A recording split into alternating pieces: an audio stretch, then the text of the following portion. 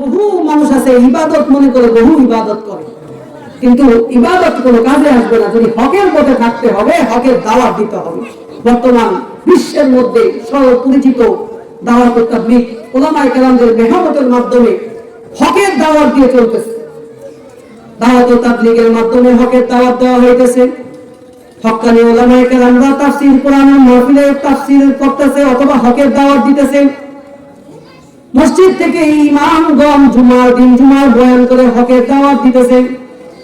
নিজে হকের মধ্যে থাকতে হবে, হকের দাওয়াত দিতে হবে। যেমনি ভাবে আমাদের আকাবিররা হকের দাওয়াত দিয়ে দুনিয়া থেকে বিদায় নিয়ে চলে গেছেন। শাহ হাফিজ চিহুদুর রহমাতুল্লাহি আলাইহি, শাহ ওলিউল্লাহ তাহলিবি রহমাতুল্লাহি আলাইহি, আশরাফ আলী থানভী রহমাতুল্লাহি আলাইহি, ইমদাদুল্লাহ মুহাজিরি মক্কি রহমাতুল্লাহি আলাইহি, আহমদ শফি রহমাতুল্লাহি আলাইহি, চরমনাইল কুতুব ইসহাক রহমাতুল্লাহি আলাইহি, জৈনপুরের বিশ্বাস রহমাতুল্লাহি আলাইহি, এরকম হক্কানি কিছু পীর মাশায়েখরা, বুজুর্গ আলেম দ্বীনেরা এরকম হকের পথে ছিল এবং হকের দাওয়াত জাতিকে দিয়ে গিয়েছে। ঠিক তেমনি ভাবে আজও সিলসিলার মধ্যে শাইখুল হাদিস ইবনে শাইখুল হাদিস আল্লামা মামুনুল হক সাহেব দামাত মারকাতুহুল আলিয়া তিনি এখনো বলিষ্ঠ কণ্ঠে হকের দাওয়াত দিতেছে।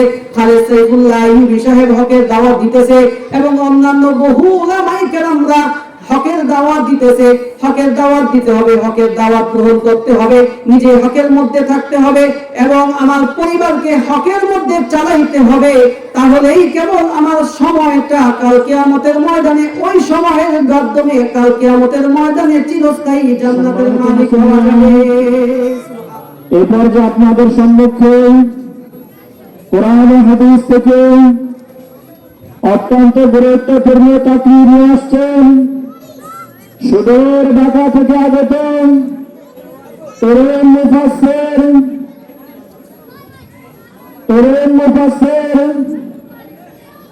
সারা বাংলার অঙ্কের সৃষ্টি বক্তা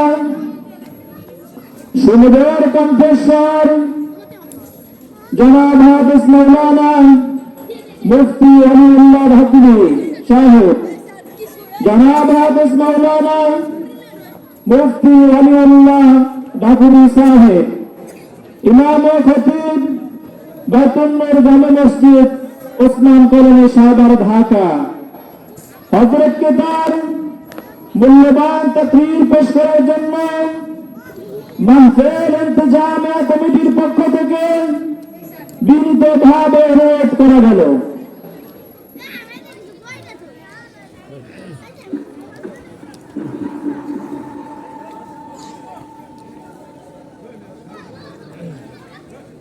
আসসালামু আলাইকুম ওয়া রাহমাতুল্লাহি ওয়া বারাকাতুহু। ওয়া আলাইকুম আসসালাম ওয়া রাহমাতুল্লাহি ওয়া বারাকাতুহু। ফাঁকা জায়গা বুঝিয়ে না রাখবেন আগুন বেকা আগুন। আলহামদুলিল্লাহ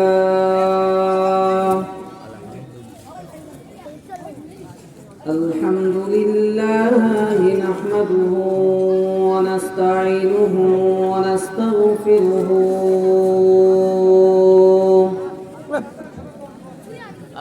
ওয়া নু'মিনু বিহি ওয়া নাতাওয়াক্কালু আলাইহি ওয়া নাউযু বিল্লাহি মিন শুরুরি আনফুসিনা ওয়া মিন সাইয়্যাতি আমালিনা মান ইয়াহদিহিল্লাহু ফালা মুদিল্লা লাহু ওয়া মান ইউদ্লিলহু ফালা হাদিয়া লাহু ওয়া নাশহাদু আন লা ইলাহা ইল্লাল্লাহু ওয়াহদাহু লা শারীকা লাহু ولا مثيل له ولا مثال له ولا شبيه له ولا نظير له ولا أول له ولا آخر له ولا قبل له ولا بعد له ولا ضد له ولا ند له ولا حد له ولا كفو له ولا ضار له ولا نافع له ولا محيي له ولا مميت له ولا ولد له ولا والد له ولا أم له ولا زوج له ولا وقت له ولا ضمان له ونشهد أن سيدنا وسندنا وحبيبنا وحبيب ربنا وطبيبنا وطبيب قلوبنا ومولانا محمدا عبده ورسوله أرسله الله إلى كافة الناس بشيرا ونذيرا وداعيا إلى الله بإذنه وسراجا وقمرا منيرا أما بعد فقد قال الله تبارك وتعالى في كلامه المجيد وفي فرقانه الحميد أعوذ بالله من الشيطان الرجيم بسم الله الرحمن الرحيم من أعرض عن ذكري فإن له معيشة ضنكا ونحشره يوم القيامة أعمى قال رب لم حشرتني أعمى وقد كنت بصيرا قال كذلك أتت آياتنا فنسيتها وكذلك اليوم تنسى وقال تعالى والعصر إن الإنسان لفي خسر إلا الذين آمنوا وعملوا الصالحات وتواصوا بالحق وتواصوا بالصبر صدق الله مولانا العظيم وصدق رسوله النبي الكريم ونحن على ذلك من الشاهدين والشاكرين والحمد لله رب العالمين अंदाज बया गर्चे बहुत शौक नहीं है अंदाज बया गर्चे बहुत शौक नहीं है शायद के उतर जाए तेरी दिल में मेरी बात शायद के उतर जाए तेरी दिल में मेरी बात ओ मज़हब मर्दाने खुदा गाहे खुदा मौत ओ मज़हब मर्दाने खुदा गाहे खुदा मौत ये मज़हब मुल्ला ओ जमाता तो नबातात ये मज़हब मुल्ला ओ जमाता तो नबातात الحمد لمن قدر خيرا وخبالا الحمد لمن قدر خيرا وخبالا والشكر لمن صور حسنا وجمالا والشكر لمن صور حسنا وجمالا فرد صمد عن صفة الخلق بريء فرد صمد عن صفة الخلق بريء رب أزلي خلق الخلق كمالا رب أزلي خلق الخلق كمالا لا ضد ولا ند ولا حد لمولاه لا ضد ولا ند ولا حد لمولاه الآن كما كان ولم يلق زوالا الآن كما كان ولم يلق زوالا الأول والآخر والظاهر حقا الأول والآخر والظاهر حقا والباطن مولاي ولا قيل وقالا والباطن مولاي ولا قيل وقالا وقال النبي صلى الله عليه وسلم الكيس من دان نفسه وما عمل لما بعد الموت وقال النبي صلى الله عليه وسلم أكثروا ذكر هذه اللذات الموت أو كما قال عليه الصلاة والسلام محبوب درگاہ کبریا بلغ العلا بکماله شد روشن زمین و آسمان کشفت دجا بجماله مشتاق دیدار خدا حسنت جمیع خصاله نام المصطفى صلوا عليه وآله بلغ العلا بكماله كشف الدجى بجماله حسنت جميع خصاله صلوا عليه وآله بلغ العلا بكماله كشف الدجى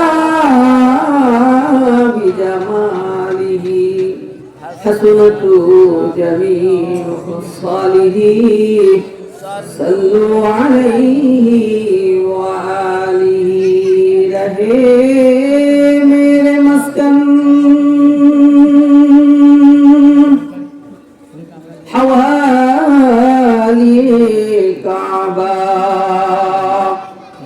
बने मेरे मदफन दियारे मदीना बलगल उला बिकमालिही कशफत तुजा बिजमालिही हसनतु जमीउ खुसालिही सल्लु अलैहि ওয়া আলিহি সকলে মোহাব্বত করে নামাজে দুরূদ শরীফ পড়ে আল্লাহুম্মা সাল্লি আলা মুহাম্মাদিন ওয়া আলা আলি মুহাম্মাদ কামা সাল্লাইতা আলা ইব্রাহিমা ওয়া আলা আলি ইব্রাহিম ইন্নাকা হামিদুম মাজিদ اللهم بارك على محمد وعلى آل محمد كما باركت على إبراهيم وعلى آل إبراهيم إنك حميد مجيد محبت করে একটু জিকির করি লা ইলাহা ইল্লাল্লাহ لا إله إلا الله لا إله إلا الله لا إله إلا الله لا إله إلا الله لا إله إلا الله لا ইলাহা ইল্লাল্লাহ লা ইলাহা ইল্লাল্লাহ লা ইলাহা ইল্লাল্লাহ লা ইলাহা ইল্লাল্লাহ লা ইলাহা ইল্লাল্লাহ লা ইলাহা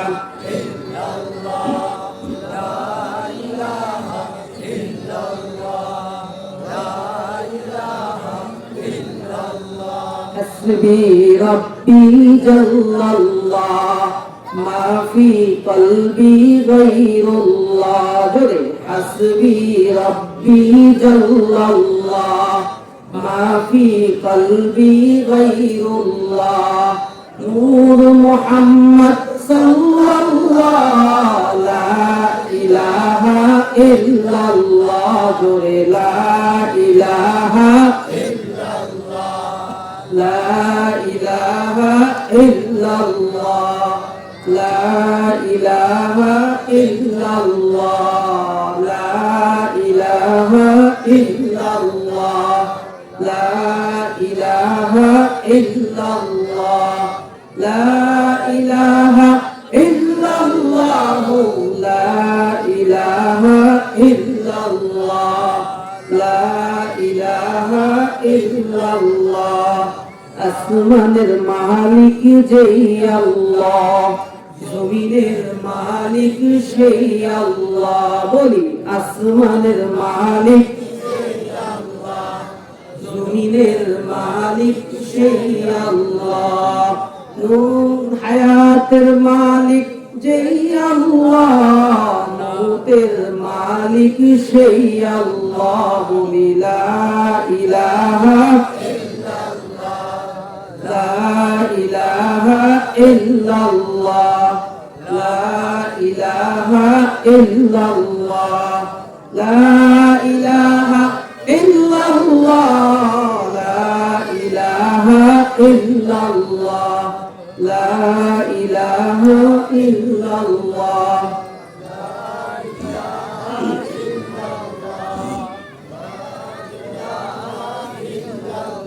لا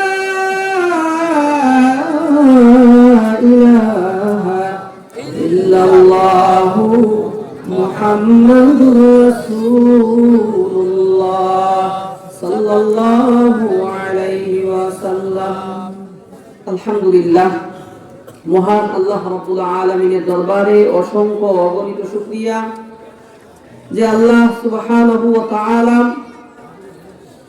পবিত্র ভোলার মাটিতে আমিরউদ্দিন হাজিরহাট জামে মসজিদ ও এলাকাবাসীর উদ্যোগে 2 দিন ব্যাপী তাফসীরুল কোরআন মাহফিলের অনুষ্ঠানের আজকে দ্বিতীয় রজনী দ্বিতীয় অধিবেশন এবং এই দ্বিতীয় অধিবেশনের আজকের মাহফিলের সম্মানিত সভাপতি এবং প্রধান আলোচক এবং আমার সামনে দূর দূরান্ত থেকে আল্লাহ প্রেমিক রাসূল প্রেমিক মুরব্বী কেরাম এবং সুদূর থেকে আশেপাশের ওলামায়ে ইজাম পর্দার অন্তরালে আমার মাতৃতুল্য ও ভগ্নীতুল্য মা ও বোনেরা সকলকে জানাই আমার পক্ষ থেকে আন্তরিক মোবারকবাদ ও শুভেচ্ছা।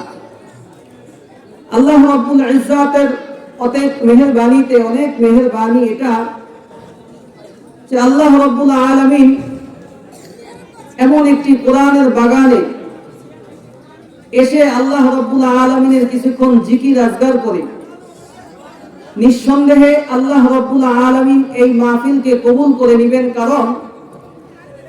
কারণ যেই মাহফিলে আল্লাহ তাআলা জিকির করা হয়, জিকিরের মজলিস, কোরআনের মজলিস এবং উলামা কেরামদের মজলিস, এই মজলিসগুলো অত্যন্ত দামি। রাসূলুল্লাহ সাল্লাল্লাহু আলাইহি ওয়াসাল্লামের হাদিসের বর্ণনা অনুযায়ী যেখানে কোরআনের আলোচনা করা হয়, যেখানে জিকির করা হয়, ওই মজলিসগুলো আল্লাহ তাআলার কাছে অত্যন্ত প্রিয়। এই জন্য আল্লাহ রাব্বুল আলামিন এই প্রিয় একটি মজলিসে আপনাকে এবং আমাকে চতুর্দিক থেকে দুনিয়াবি বিভিন্ন কাজ থেকে ব্যস্ততা এবং ফারেক করে যে মহান আল্লাহ সুবহানাহু ওয়া তাআলা এই প্যান্ডেলের মধ্যে আসার মতন বসার মতন তৌফিক দান করেছেন, আমরা সকলে সেই মালিকের দরবারে শুকরিয়াতান সকলে সমস্বরে মুহাব্বতের সহিত আল্লাহ রাব্বুল ইজ্জতের দরবারে শুকরিয়া জ্ঞাপন করে বলি আলহামদুলিল্লাহ। মাহফিলে আসতে খুশি না বেজার? কারণ যতক্ষণ পর্যন্ত বসে থাকবেন ততক্ষণ পর্যন্ত আল্লাহ তাআলা নেকি লিখতে থাকবে। যতক্ষণ পর্যন্ত এখানে বসে থাকবেন ততক্ষণ পর্যন্ত অন্যান্য গুনাহের কাজ থেকে শয়তান আপনাকে ধোঁকা দিতে পারবে না।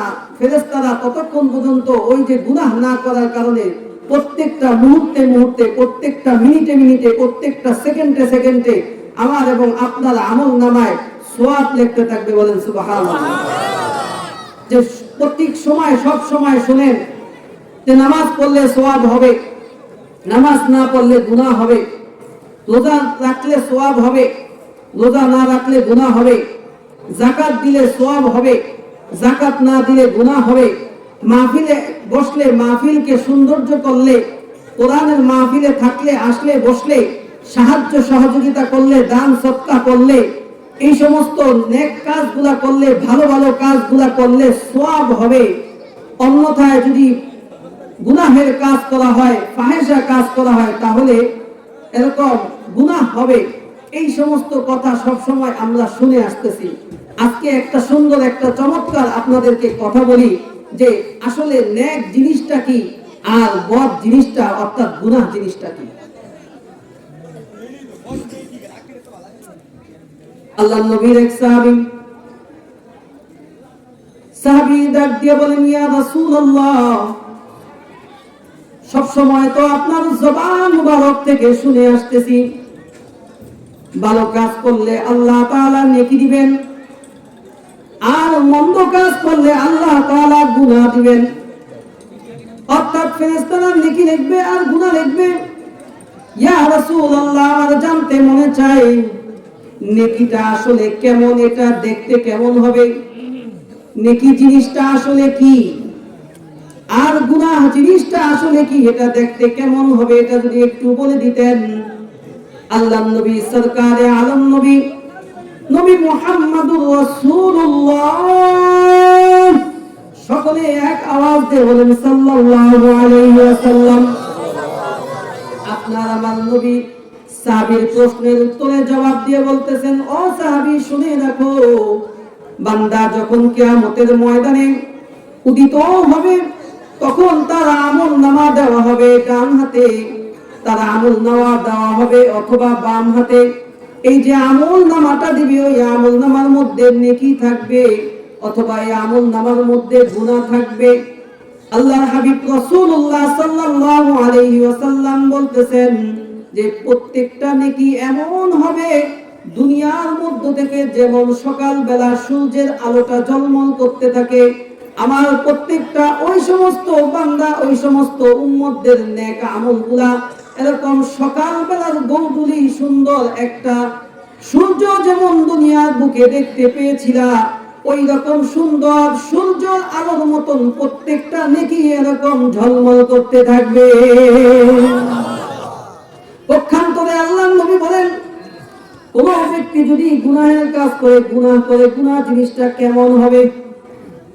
আল্লাহর হাবিব বলেন, কোন সময় এমন রাত দেখেছো নাকি যেই রাতে আকাশের দিকে তাকাইলে চন্দ্র দেখা যায় না, তারকা দেখা যায় না, মেঘমেলা একটা একেবারে আমাবস্যা রাত, অন্ধকার রাত, একেবারে একটা নিঝুম একটা রাত, এমন একটা অন্ধকার রাতের মধ্যে তোমার দুই হাত সামনে কি আছে তা দেখা যায় না, এমন একটা অন্ধকার হবে। প্রত্যেকটা মাসিয়াত, প্রত্যেকটা গুনাহ দেখতে এমন হবে যে ওই গুনাহগুলা হবে অন্ধকার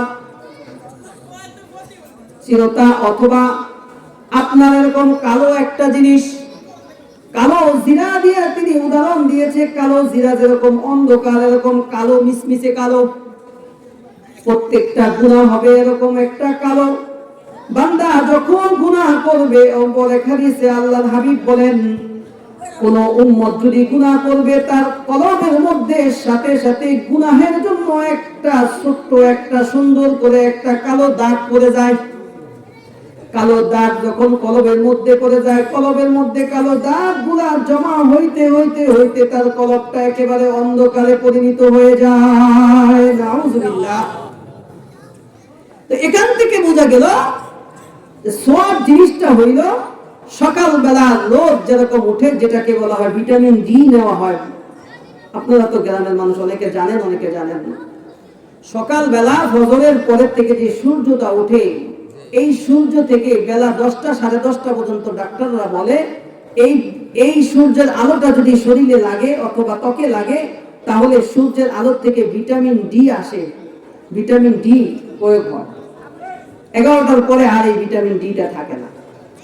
সকালবেলা যখন ঝলমল আলোতে সূর্যটা দেখা যায়, তখন এই সূর্যটা যেরকম ঝলমল করতে থাকে, কিয়ামতের ময়দানে প্রত্যেকটা বান্দা সোয়াব যে কি জিনিস, নেক আমল যে বলা হয়েছে, নেক আমল করলে সোয়াব হয়, এই সোয়াবের জিনিসগুলা প্রত্যেকটা এরকম সূর্যের মতন সুন্দর করে ঝলমল করতে থাকবে।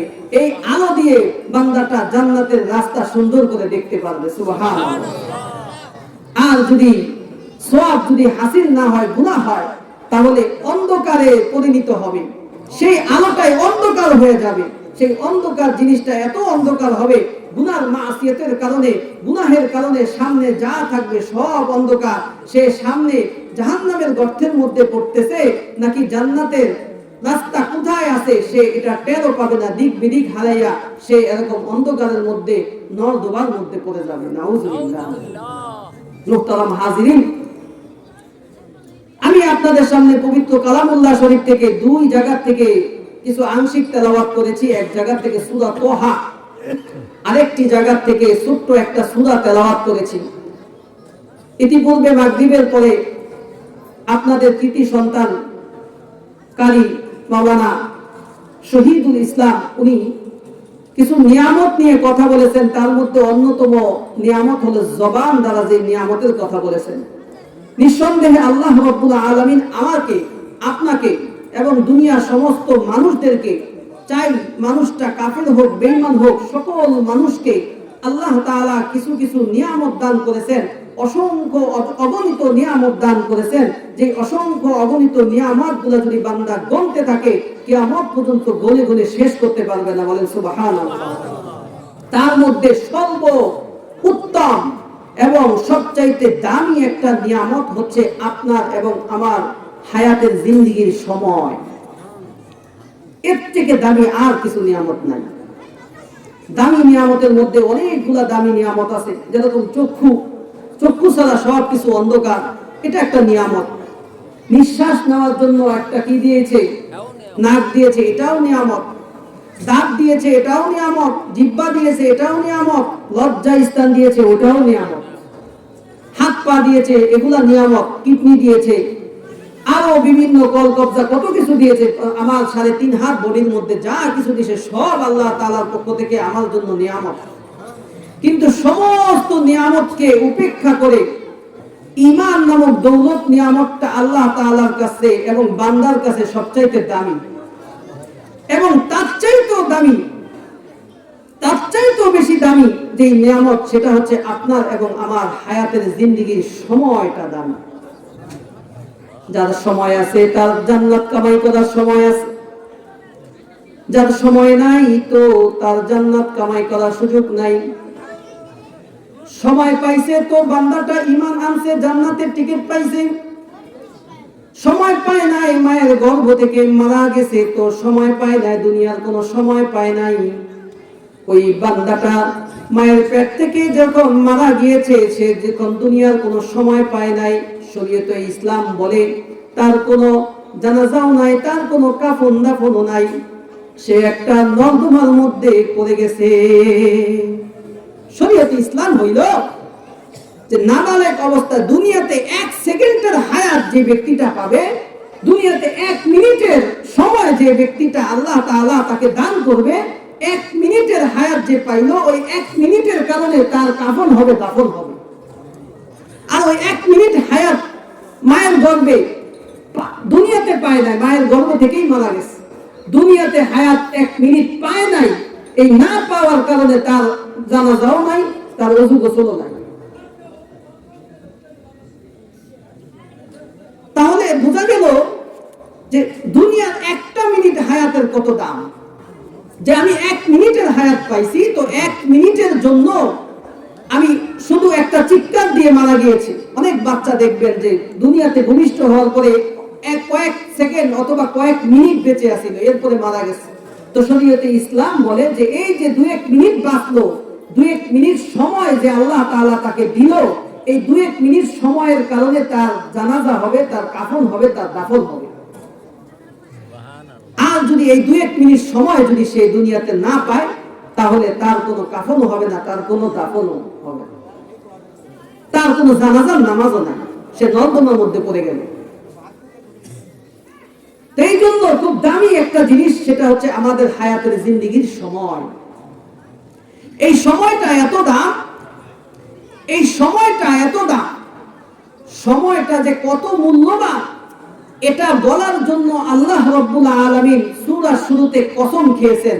যে আল্লাহ রাব্বুল আলামিন কসম এমন ভাবে কসম খেয়েছেন যে কসম করাইয়া বান্দাকে, বান্দার কসমের প্রতি তাকিদ দিয়ে বান্দাকে বুঝাইতে চাইতেছেন যে বান্দা, আমি আল্লাহ কসম করে বললেও যে কথা সত্য, কসম না করে বললেও সেই কথা সত্য, তবু আমি তোমাকে জানানোর জন্য, তোমার বোধগম্য হওয়ার জন্য, তোমার আকলকে চিন্তা করাবার জন্য আমি আল্লাহ তোমাকে কসম খেয়ে বলতেছি তোমার সময়টা কত দামি। আল্লাহ রাব্বুল ইজ্জত সূরাতুল আসর নাযিল করেছেন। সূরাতুল আসর হইল, সকলে একটু খেয়াল করেন, সূরাতুল আসর হইল পবিত্র কোরআনুল কারীমে 114টা সূরা আছে পবিত্র কোরআনুল কারীমে। এই যে সূরাতুল কোরআনুল কারীম, পবিত্র কোরআনুল কারীমে সর্বমোট কয়টা সূরা? 114টা সূরার মধ্যে সূরাতুল আসর হচ্ছে সিরিয়ালগত দিয়ে 103 নাম্বার সূরা। 103 নাম্বার সূরা আল্লাহ তাআলা সূরা আসর নাযিল করেছেন। এই সূরার মধ্যে 3টা আয়াত আছে। কয়টা আয়াত? 3টা আয়াত আছে। এই 3টা আয়াতের মধ্যে 14টা শব্দ আছে, 70টা অক্ষর আছে, 70টা অক্ষর বিশিষ্ট, 14টা শব্দ বিশিষ্ট, 3 আয়াত বিশিষ্ট 103 নাম্বার সিরিয়ালগত সূরা আল্লাহ পাক আমার এবং আপনার জন্য নাযিল করে দিবেন। এই ছোট্ট সূরাটা এত দামি, এত দামি। ইমাম শাফিঈ রাহমাতুল্লাহি আলাইহি বলেন যে কিয়ামত পর্যন্ত যদি শুধু একটা সূরায় যদি আল্লাহর পক্ষ থেকে তার হাবিব রাসূলুল্লাহর প্রতি যদি নাযিল করতেন, আর 113টা সূরা যদি নাও নাযিল করতেন, কিয়ামত পর্যন্ত যত মানুষ আসবে এবং কিয়ামত পর্যন্ত যত মানুষ, কিয়ামত পর্যন্ত, কিয়ামতের আগের দিন আগ পর্যন্ত যত আনেওয়ালা উম্মত আসবে, শেষ জামানার উম্মত যদি শুধুমাত্র সূরাতুল আসরটাকে যদি ফলো করে তাদের জীবনকে ব্যবস্থা করে দেয়, আমল করা শুরু করে দেয়, কেবলমাত্র এই 3টি আয়াত বিশিষ্ট, 14টা শব্দ বিশিষ্ট, 70টা অক্ষর বিশিষ্ট এই সূরাটা আল্লাহ রাব্বুল আলামিনের জান্নাতে যাওয়ার জন্যই শুধু এই সূরাটাই যথেষ্ট। তাহলে দাম আছে না নাই? শব্দ কয়টা? আয়াত 3টা। আপনারা ওয়াজ শুনতেছেন না? এটা পরীক্ষা হচ্ছে। এতক্ষণ ওয়াজ শুনছেন না? এখন একটু পরীক্ষা হয়ে যাক। পবিত্র কোরআনুল কারীমের সূরাতুল আসর কত নাম্বার সূরা? 103 নাম্বার সূরা। শব্দ আছে কয়টা? 14টা। অক্ষর আছে কয়টা? 70টা। আয়াত আছে কয়টা? 3টা। এই যে মাশাআল্লাহ সুন্দর, সবাই বলতে পারছে। এই যে এতটুকু বলছেন না, এতটুকু বলছেন, ইতিপূর্বে জানছেন কি জানেন না জানি না, যে এই ছোট্ট সূরাটার মধ্যে 103 নাম্বার সূরা, এটা পবিত্র কোরআনুল কারীমে 3টা আয়াত এবং 14টা শব্দ এবং 70টা অক্ষর। এই যে এতটুকু জানছেন, আল্লাহর হাবিব রাসূলুল্লাহ সাল্লাল্লাহু আলাইহি ওয়াসাল্লাম বলেন, আল্লাহ তাআলার কোরআনের কিছু অংশ একটা সময় যে ব্যক্তিটা অন্বেষণ করবে বা জানবে, তাফসীরুল কোরআন মাহফিল আজকে এজন্য ছোট্ট সূরা তাফসীর করতেছি, যেটা আমার এবং আপনার জন্য একেবারে মৌতের আগ পর্যন্ত কাজে লাগবে। তো মাহফিলগুলোতে তাফসীর কম হয়, এজন্য আপনাদেরকে একটু তাফসীর শোনা যাইতেছে। তো বলতেছিলাম যে এই যে কত অল্প একটু সময়ের মধ্যে আমরা সূরাতুল আসর সম্পর্কে অল্প একটু জানলাম, এই জানাটা রাসূলুল্লাহ সাল্লাল্লাহু আলাইহি ওয়াসাল্লাম বলেন এক সকাল এক বিকাল যদি কোরআন সম্পর্কে মানুষ একটু জানার জন্য কোনো মজলিসে বসে এবং সেই মজলিসটা ছোট থেকে ছোট হোক, যতক্ষণ পর্যন্ত এই মজলিসটা চলবে অথবা যতটুকু সময় নিয়ে এই মজলিসের কোরআন বোঝার জন্য চেষ্টা করেছে, আল্লাহর হাবিব রাসূলুল্লাহ সাল্লাল্লাহু আলাইহি ওয়াসাল্লাম বলেন যে 60 বছর লাগাতার নফল নামাজ আদায় করলে তার সমপরিমাণ হবে না 60 বছর নফল ইবাদতের চাইতেও বেশি সওয়াব তাদের আমল নামায় দিয়ে দেওয়া হবে। নফল নামাজ 60 বছর নফল নামাজের সমপরিমাণ সওয়াব আমরা পেয়ে গেলাম। শুধুমাত্র এতটুকু জানলাম যে সূরাতুল আসরের ভিতরে কি কি আছে। এখন তাফসীরের দিকে চলে যাই। কালামুল মুলুক, মুলুকুল কালাম, কথার রাজ্যের বাদশা যিনি আল্লাহ, ওই মহান আল্লাহ রাব্বুল আলামিন সূরার শুরুতে ওয়াও দিয়ে একটা কসম করেছেন, ওয়াও বিল কসমিয়া, ওয়াল আসরি ইন্নাল ইনসানা লাফি খুসর।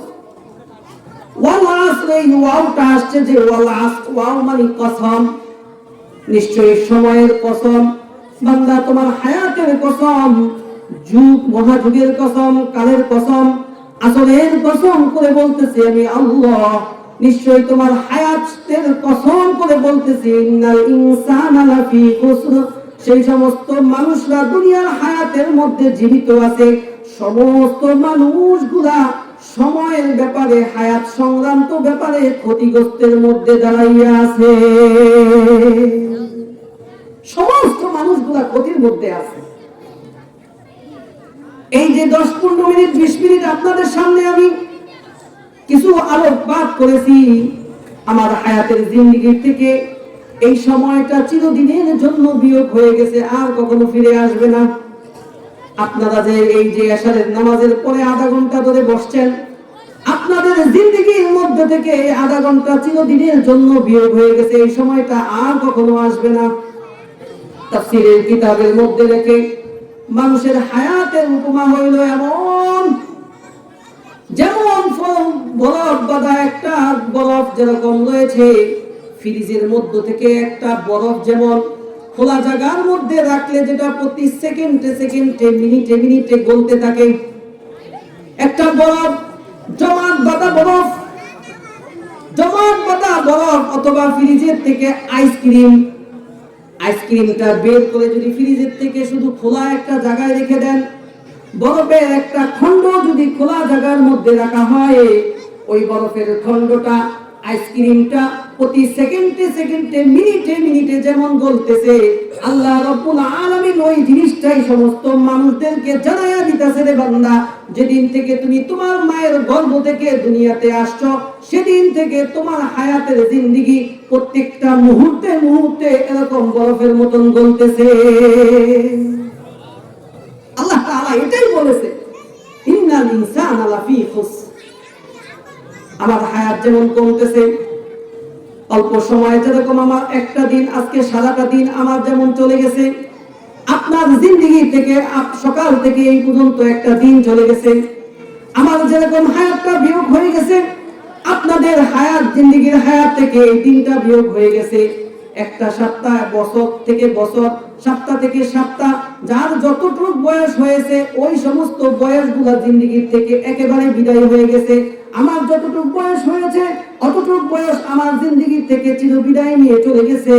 কাবা শরীফের ইমামও যদি হয় তারও হায়াত কমতেছে, সে যদি পীর সাহেব হয় তারও হায়াত কমতেছে, সে যদি ভ্যান চালক আর রিক্সা চালক আর যদি মুসিও হয় তারও হায়াত কমতেছে, ধনীরও হায়াত কমতেছে, গরিবের হায়াতও কমতেছে। যারাই দুনিয়ার মধ্যে জীবিত আছে সমস্ত মানুষগুলা কিন্তু খসারার মধ্যে রয়েছে। হায়াত সংক্রান্ত ব্যাপারে তাদের প্রত্যেকের হায়াত প্রতিনিয়ত মুহূর্তে মুহূর্তে গলে গলে শেষ হয়ে যাইতেছে, ঠিক কিনা? আমরা তো বলি আমাদের সন্তান বড় হইতেছে, আমার সন্তানের বয়স 2 বছর, 1 বছর, 5 বছর, 10 বছর হয়েছে না? অনেকের সন্তান আছে না, নাতি আছে না? তো 1 বছর যাওয়ার পরে, 2 বছর যাওয়ার পরে সকলেই কিন্তু বলি যে আমার নাতিটা বড় হয়েছে, 2 বছর হয়েছে, আমার সন্তানটা বড় হয়েছে, 5 বছর হইল। আসলে কিন্তু সে বড় হয় নাই, আসলে সে ছোট হয়েছে। আসলে কি হয়েছে? কবরের যাত্রী থেকে তার যদি হায়াত থাকে 30 বছর, 5 বছর হওয়ার কারণে সে 5টা বছর মাইনাস হয়ে গেছে। আমার হায়াত যদি থাকে 50 বছর, এখন যদি আমার হায়াত যদি 30 বছর চলে যায়, তাহলে আমি কবরে যাইতে আর কত বছর রইল? 20 বছর। যার বয়স হয়ে গেছে 50-এর উপরে, সে যদি 60 বছর হায়াত পায়, তাহলে সে কবরে যাইতে আর কত বছর রইল? 10 বছর। তাহলে হায়াত কি কমলো না বাড়লো? এই সত্য কথাটাই আল্লাহ রাব্বুল আলামিন বলার জন্যই কসম করে মানুষকে বললে, বান্দা তোমার হায়াতের কসম, তোমার সময়ের কসম, ইন্নাল ইনসানা লাফি খুসর, নিশ্চয়ই সমস্ত মানুষগুলা ক্ষতিগ্রস্তের মধ্যে রয়েছে, ক্ষতিগ্রস্তের মধ্যে রয়েছে। একটু বিবেক দিয়ে চিন্তা করেন যে আসলেই তো তাই, আল্লাহ যেটা বলছে এটাই সত্য, এটাই সত্য, চির সত্য। একটু চিন্তা করে দেখেন, এটাই সত্য।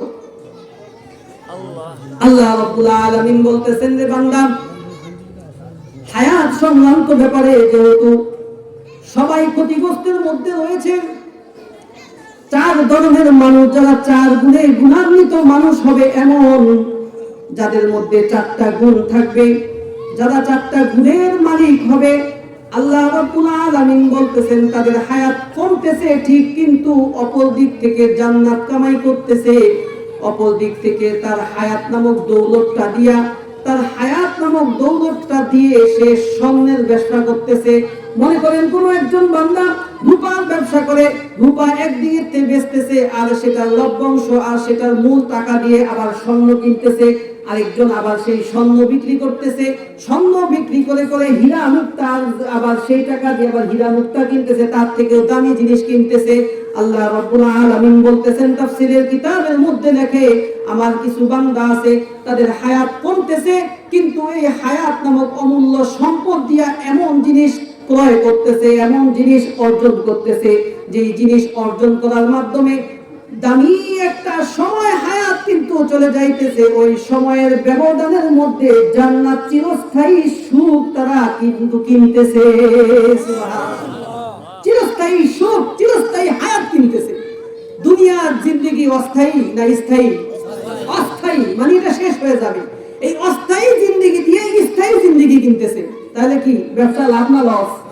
লাভ। তো ব্যবসা লাভ না লস? লাভ। চিরস্থায়ী জিন্দেগি, ওই জিন্দেগি শেষ নাই। পবিত্র কোরআনুল কারীমে বহু আয়াতের মধ্যে আছে খালিদিনা ফিহা, খালিদিনা ফিহা আবাদা, জান্নাতিন তাজরি মিন তাহতিহাল আনহার খালিদিনা ফিহা। অনেক আয়াতে এরকম আল্লাহ রাব্বুল আলামিন বলছেন যে তোমাদের জন্য যে জান্নাত, এই জান্নাতটা হবে চিরস্থায়ী, চিরস্থায়ী, যেটা আর জীবন শেষ হবে না। তো এই যে আমাদের আল্লাহ রাব্বুল আলামিন বলেন চিরস্থায়ী, অস্থায়ী সময় দিয়ে স্থায়ী সময় কিনতেছে। কারা কিনতেছে? সব মানুষ কিনতেছে না। যাদের মধ্যে 4টা গুণ যারা অর্জন করতে পারবে, এই 4 গুণের মানুষগুলাই কেবলমাত্র অস্থায়ী সময় দিয়ে স্থায়ী সময় কিনতেছে। বলেন সুবহানাল্লাহ। আল্লাহ রাব্বুল আলামিন সূরাতুল আসরের 3 নম্বর আয়াতের মধ্যে ব্যাখ্যা করে বলতেছেন, ইল্লাল্লাযীনা আমানু, ইল্লাল্লাযীনা আমানু ওয়া আমিলুস সালিহাত, ইল্লাল্লাযীনা আমানু ওয়া আমিলুস সালিহাতি ওয়া তাওয়াসাউ বিল হাক্কি ওয়া তাওয়াসাউ বিস সাবর। আল্লাহ রাব্বুল আলামিন বলতেছেন 1 নাম্বার গুণ হইল যাদের মধ্যে দৌলতে ঈমান আছে। ঈমান, দৌলতে ঈমান কত বড় দামি জিনিস, দৌলতে ঈমান কত গুরুত্বপূর্ণ জিনিস। গতকালকে আমি বয়ান করেছি ঈমান নিয়ে। আজকে কিন্তু ঈমানের কিছু পরিচয় দিব না, শুধু এতটুকু বলে যাব, আল্লাহ রাব্বুল আলামিনের দরবারে অসংখ্য অগণিত শুকরিয়া আদায় করে বলি আলহামদুলিল্লাহ, যে আল্লাহ রাব্বুল আলামিন মুসলমানের ঘরে সন্তান হওয়ার কারণে, বাবা মুসলমান হওয়ার কারণে, দাদা মুসলমান হওয়ার কারণে, মুসলিম দেশে বসবাস করার কারণে দৌলতে ঈমান আল্লাহ রাব্বুল আলামিন আমাদেরকে দান করে দিয়েছেন খুব সহজে। সাহাবায়ে কেরাম রাদিয়াল্লাহু তাআলা আনহুম আজমাইনদের মতো ঈমানের জন্য জীবন দিতে হয় নাই। ঈমানের জন্য ঈমানের জন্য হযরত বেলাল রাদিয়াল্লাহু তাআলা আনহুর মতো জিহ্বার মধ্যে পেরাক খাইতে হয় নাই, খুবাইব খাব্বাবের মতো রক্ত ঝরাইতে হয় নাই শরীর থেকে, হযরত সুমাইয়া রাদিয়াল্লাহু তাআলা আনহার মতো লজ্জা স্থানে বল্লমের আঘাত খেয়ে শহীদ হতে হয় নাই। আমার বাপ-দাদাও শহীদ হয় নাই, আপনার বাপ-দাদাও ঈমানের জন্য শহীদ হয় নাই। জন্মসূত্রে মুসলমান হয়ে গেছি।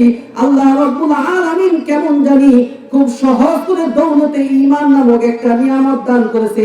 এই দৌলত নামক ঈমানটা যে আল্লাহ দান করেছে এত সহজ ভাবে, যেটা কষ্ট ছাড়াই আমাদের অর্জন হয়েছে, কষ্ট ছাড়াই আমরা ঈমান নামক দৌলত পেয়েছি। সেই রব্বে কারীমের দরবারে আবারও শুকরিয়া আদায় করে বলি আলহামদুলিল্লাহ। দ্বিতীয় নাম্বার গুণ হলো আমিলুস সালিহাত। ঈমান যেহেতু গতকালকে বলেছি তাই এই জন্য সংক্ষেপ করে দিলাম। দ্বিতীয় নাম্বার গুণ হলো আল্লাহ রাব্বুল আলামিন বলতেছে ওয়া আমিলুস সালিহাত, যারা নেক আমল করবে অর্থাৎ ইবাদত বন্দেগী করবে, তাদের হায়াতের সময়টাকে কাজে লাগাবে ঈমান দিয়া, তাদের হায়াতের সময়টাকে দ্বিতীয় গুণ হইল আমলে সালেহ করবে। ইবাদতকে বলা হয় আল ইবাদাতু হিয়া ইসমুল জামিউন লিকুল্লি মা ইউহিব্বুল্লাহ ওয়া ইয়ারদাহু মিনাল আকওয়ালি ওয়াল আমালি আয-যাহির ওয়াল বাতিন। ইবাদত বলা হয় ওই জিনিসকে ওই সমস্ত জিনিসকে ইবাদত বলা হয় যেই সমস্ত জিনিস করলে আল্লাহ খুশি হয়ে যায়, আল্লাহ রাজি খুশি হয়ে যায়, আল্লাহ এবং আল্লাহর রাসূল খুশি হয়ে যায়। সেটা বলার মাধ্যমে হোক অথবা সেটা কোনো কর্মের কাজের মাধ্যমে হোক, সেটা প্রকাশ্যে হোক অথবা সেটা গোপনে হোক। আল হালালু বাইয়িন ওয়াল হারামু বাইয়িন, যেই সমস্ত জিনিসগুলো আল্লাহ এবং আল্লাহর রাসূল হালাল বলেছেন সেই সমস্ত কাজগুলো বেশি বেশি করা, আর যেই সমস্ত কাজগুলো হারাম বলেছেন সরকারে আলাম সেই সমস্ত কাজগুলো থেকে বিরত থাকা। আল্লাহ রাসূলুল্লাহ সাল্লাল্লাহু আলাইহি ওয়াসাল্লাম যে সমস্ত বিধানগুলো নিয়েছে, যে সমস্ত বিধানগুলো আমাদের কাছে দিয়েছে, যে সমস্ত আমলগুলো আপনার এবং আমাকে মুসলমান হিসেবে দিয়েছে, সেই সমস্ত কাজগুলো করার নাম হচ্ছে আমলে সালেহ। আল হালালু বাইয়িন ওয়াল হারামু বাইয়িন। পবিত্র কালামুল্লাহ শরীফে আল্লাহ রাব্বুল আলামিন ডাক দিয়ে বলতেছেন মা আতাকুমুর রাসূলু ফাখুযু ওয়া মা নাহাকুম আনহু ফান্তাহু। তোমার রাসূল যা কিছু তোমার জন্য নিয়ে আসছে তা তোমরা শক্তভাবে আঁকড়িয়ে ধরো, আর যা কিছু থেকে বর্জন করতে বলেছে তা থেকে তোমরা বিরত থাকো। তাহলে এই সমস্ত কাজগুলো যদি করতে পারো তাহলে তোমরা হচ্ছে আমলে সালেহ করলা। যে সমস্ত বান্দাগুলা আমলে সালেহ করবে ওই সমস্ত বান্দাগুলাকে আল্লাহ রাব্বুল আলামিন দুনিয়াতে একটা পুরস্কার দিবে, আখিরাতে আরেকটা পুরস্কার দিবে। যেই দুইটা পুরস্কার দিবে এই দুইটা পুরস্কার পবিত্র কালামুল্লাহ শরীফে সূরাতুন নাহলের 97 নম্বর আয়াতে আল্লাহ তাআলা ঘোষণা দিয়ে বলতেছেন মান আমিলা সালিহাম মিন যাকারিন আও উনসা ওয়া হুয়া মুমিন ফালানুহইয়ান্নাহু হায়াতান তাইয়্যিবা ওয়া লানাজজিয়ান্নাহুম আজরাহুম বিআহসানি মা কানু ইয়ামালুন। আল্লাহ রাব্বুল আলামিন সূরাতুন নাহলের 97 নম্বর আয়াতে তার ফজিলত বর্ণনা করতেছেন। যাদের হায়াতের জিন্দেগিতে যারা আমলে সালেহ করবে তাদের দুনিয়াতে একটা মহা পুরস্কার, আখিরাতেও আরেকটা মহা পুরস্কার। এক নাম্বার পুরস্কার হইল আল্লাহ রাব্বুল আলামিন বলতেছেন মান আমিলা সালিহাম মিন যাকারিন আও উনসা ওয়া হুয়া মুমিন। বান্দাটা চাই পুরুষ হোক অথবা নারী হোক, ঈমান অবস্থায় মুমিন অবস্থায় যদি বান্দাটা আমলে সালেহ করে অর্থাৎ নেক আমল করে, আল্লাহ রাব্বুল আলামিন বলতেছেন ফালানুহইয়ান্নাহু হায়াতান তাইয়্যিবা। আমি আল্লাহ ওয়াদা করতেছি তাদেরকে একটা শান্তিময় জীবন দুনিয়ার মধ্যে দান করে দিব। শান্তির জন্য বিদেশে যায়, শান্তির জন্য দেশ থেকে দেশান্তর হয়, শান্তির জন্য টাকা পয়সা মেরে খায়, শান্তির জন্য বাইকে মেরে ফেলে, জমিন বাদ করার জন্য, জমিন বেশি হওয়ার জন্য, টাকা পয়সা বেশি করার জন্য, একটুখানি শান্তি পাওয়ার জন্য কত কিছুই না মানুষ করে। আল্লাহ রাব্বুল আলামিন বলতেছে যা কিছু দুনিয়াতে দেখতেছে কিছুর মধ্যে কিন্তু শান্তি নাই। আমি আল্লাহ রাব্বুল আলামিন বলতেছে তোমরা নেক আমলকে করো আর নেক আমলকে ধরতে থাকো। মান আমিলা সালিহাম মিন যাকারিন আও উনসা ওয়া হুয়া মুমিন ফালানুহিয়ান্নাহু হায়াতান তাইয়্যিবা। নেক আমল করতে থাকো বান্দা, ঈমান অবস্থায় যদি তুমি নেক আমল করতে থাকো, চাই সেই বান্দাটা পুরুষ হোক অথবা নারী হোক, আমি আল্লাহ তাদেরকে দুনিয়ার হায়াতের জিন্দেগিতে একটা সুখীময় শান্তিময় জীবন দান করে দিব। ولنجزينهم أجرهم بأحسن ما كانوا يعملون। আল্লাহ রাব্বুল আলামিন বলতেছেন এবং তাদেরকে আমি কিয়ামতের ময়দানে বড় একটা প্রতিদান দিব, যাজা দিব। ওয়ালানাজজিয়ান্নাহুম আজরাহুম বিআহসান, উত্তম যাজা দান করব। সূরাতুর রহমানের মধ্যে আল্লাহ রাব্বুল আলামিন বলতেছেন হাল জাযাউল ইহসানি ইল্লাল ইহসান ফাবিআইয়ি আলাই রাব্বিকুমা তুকাযযিবান। উত্তম জিনিসের প্রতিদান আল্লাহ রাব্বুল আলামিন কিয়ামতের ময়দানে উত্তম জিনিস দ্বারা দিবেন। উত্তম জিনিসটা কি হবে? অপর অনেক আয়াতের মধ্যে আল্লাহ রাব্বুল আলামিন কালামুল্লাহ শরীফে বর্ণনা করেছেন জান্নাতিন তাজরি মিন তাহতিহাল আনহার খালিদিনা ফিহা আবাদা। আল্লাহ রাব্বুল আলামিন কিয়ামতের ময়দানে চিরস্থায়ী একটা জান্নাত তোমাকে দান করে দিবে। তাহলে নেক আমল করলে লাভ না লস? সময়ের ব্যাপারে সময়কে দামি বানানোর জন্য নেক আমল করতে হবে, জান্নাত কামাই করার জন্য ইবাদত করতে হবে। আল্লাহ রাব্বুল আলামিন আমাদেরকে একমাত্র উদ্দেশ্য করেই বানাইছে। সূরাতুজ জারিয়ার 56 নম্বর আয়াতের মধ্যে বলতেছে ওমা খালাকাতুল জিন্না ওয়াল ইনসা ইল্লা লিয়াবুদুন। বান্দারে আমি মানব জাতি এবং জিন জাতিকে একমাত্র আমি আল্লাহর ইবাদতের জন্য বানাইছি। মাইকটা বানানো হয়েছে আওয়াজ দেওয়ার জন্য, পাখা বানানো হয়েছে বাতাস দেওয়ার জন্য, সূর্যটা বানানো হয়েছে আলো দেওয়ার জন্য, রাত্রিবেলা অন্ধকার বানানো হয়েছে মানুষ আরাম করার জন্য। যেই জিনিসের যেই কাজ সেই জিনিসের যদি সেই কাজটা না হয় তাহলে সেই জিনিসটা একেবারে অকেজো হয়ে যায়, মানুষ আর সেটাকে গুরুত্ব দেয় না, ব্যবহার করে না। সেটা পচা হয়ে যায়, সেটা এত অকেজো হয়ে যায়, সেটা একেবারে দুর্লভ জিনিস হয়ে যায়। মাইকটা যদি ভালো থাকে তাহলে মানুষ মাইকটা ব্যবহার করবে। আর যদি এটা কাজ হচ্ছে সাউন্ড দেওয়া, আওয়াজ দেওয়া, এটা যদি আওয়াজ না দেয় তাহলে কিন্তু এটা মানুষ ব্যবহার করবে না। শীতের জন্য শীতের পোশাক পরেছি গরম লাগার জন্য, আবার গরমের দিনে এসি ইন্ডেশন বাতাস ফিট করি। কারণ কি? কারণ এসি বাতাস আমাকে ঠান্ডা দিবে, আরাম দিবে, সেটার কাজ হচ্ছে বাতাস দেওয়া। বান্দা তোমাকে আমাকে আল্লাহ রাব্বুল আলামিন ইবাদতের জন্য বানাইছে। বান্দা জেনে রাখো, জেনে রাখো, যদি ইবাদত করতে পারো তাহলে আল্লাহর এই যে দুইটা ওয়াদা তোমরা কিন্তু পেয়ে যাবে। আর যদি ইবাদত তোমাকে আল্লাহ তাআলা ইবাদতের জন্য বানাইছে, যেই জন্য বানাইছে সেটা যদি আল্লাহ রাব্বুল আলামিন না পায় তাহলে তোমাকে কিন্তু জাহান্নামের গর্তের মধ্যে নিক্ষেপ করবে। আল্লাহ রাব্বুল আলামিন বলতেছেন বান্দা তোমাকে বানাইছি আমি একমাত্র উদ্দেশ্য করে আমার ইবাদতের জন্য। ইবাদত যদি বান্দা তুমি না করো তাহলে কি শাস্তি হবে? একটা আয়াত আপনাদের সামনে তেলাওয়াত করেছি, সূরাতুত তাহা 124 নম্বর, 25 নম্বর, 26 নম্বর, তিনটা আয়াত। সূরাতুত তাহার 124, 25, 26 এই তিনটি আয়াতের মধ্যে আল্লাহ রাব্বুল আলামিন ডাক দিয়ে বলতেছেন রে বান্দা আমি তোমাদেরকে ইবাদতের জন্য বানাইছি। যদি ইবাদত দুনিয়ার মধ্যে না করো তাহলে কাল কিয়ামতের ময়দানে কেমন শাস্তি দিব আর কেমন ধরন হবে আল্লাহ রাব্বুল আলামিন সূরাতুত তাহার এই তিনটা আয়াতের মধ্যে উল্লেখ করে বলতেছেন মান আরাদা আন যিকরি ফাইন্না লাহু মাঈশাতান দানকা ওয়া নাহশুরুহু ইয়াওমাল কিয়ামাতি আমা قال رب لما حشرتني أعمى وقد كنت بصيرا।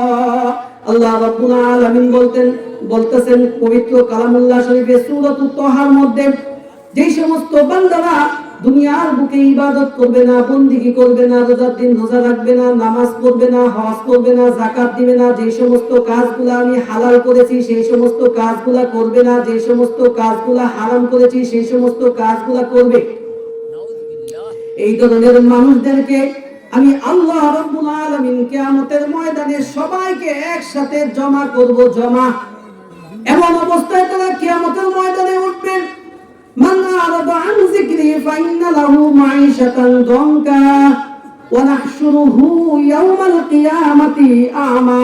তাদেরকে আমি জমা করব, সবাই থাকবে কাল কিয়ামতের ময়দানে অন্ধ অবস্থায় উত্তোলন করবে। বলেন নাউজুবিল্লাহ। অন্ধ অবস্থায় উঠবে। দুনিয়ার মধ্যে 5টা মিনিট একটু চোখ বন্ধ করে একটু হাঁটেন তো দেখি কতটুকু যাইতে পারেন। আপনার বাসা মসজিদ থেকে চিনবেন, তারপরে একটু চোখটা বন্ধ করে দেখি যাইতে পারেন কিনা। 6 জায়গায় 10 জায়গায় উষ্টা খাইবেন কি খাইবেন না? দুনিয়ার বুকে আমি যদি আমল না করি, কাল কিয়ামতের ময়দানে আল্লাহ রাব্বুল আলামিন ওয়াদা করতেছেন, শাস্তির কথা বলতেছেন। সূরার নাম কি? সূরাতুত তাহা। আমার কথা যদি বিশ্বাস না হয়, কালকে বাংলা একটা কোরআন শরীফ খুলে সূরাতুত তাহার 124 নাম্বার এবং 25 নাম্বার 26 নাম্বার 3টা আয়াতের তরজমা দেখবেন। যদি ভুল বলি, কাল কিয়ামতের ময়দানে আল্লাহ রাব্বুল আলামিন আমাকে জিহ্বাটা টেনে আল্লাহ রাব্বুল আলামিন জাতির সামনে বলবেন যে তুই মিথ্যা কথা কেন বলেছিস। আল্লাহ রাব্বুল আলামিনের ওয়াদা, আমি নগণ্য একটা বান্দা সুদূর ঢাকা থেকে আপনাদেরকে শুধু এতটুকু সাবধান করতে এসেছি। যদি আল্লাহ রাব্বুল আলামিন বলতেছেন যে সমস্ত বান্দারা ইবাদত করবে না, সেই সমস্ত বান্দা বান্দীগুলোকে কাল কিয়ামতের ময়দানে অন্ধ অবস্থায় আল্লাহ রাব্বুল আলামিন জমা করবেন, উঠাবেন। তারা আল্লাহ রাব্বুল আলামিনকে বলবে, আয় আল্লাহ, ক্বালা রাব্বি লিমা হাশারতানি আমা ওয়া ক্বাদ কুনতু বাসীরা। সকলে মনোযোগ দেন রে বাবা। তারা ওই সমস্ত বান্দাগুলা, যে সমস্ত বান্দাগুলা অন্ধ অবস্থায় কাল কিয়ামতের ময়দানে উঠবে, ওই সমস্ত বান্দাগুলা আল্লাহকে প্রশ্ন করবে, লিমা হাশারতানি আমা ওয়া ক্বাদ কুনতু বাসীরা। আয় আল্লাহ, দুনিয়ার জিন্দেগিতে আমরা তো চক্ষু অবস্থায় ছিলাম, আজকে কিয়ামতের ময়দানে কেন আমরা অন্ধ অবস্থায় উঠলাম? কেন কেন? আল্লাহ জবাব দাও।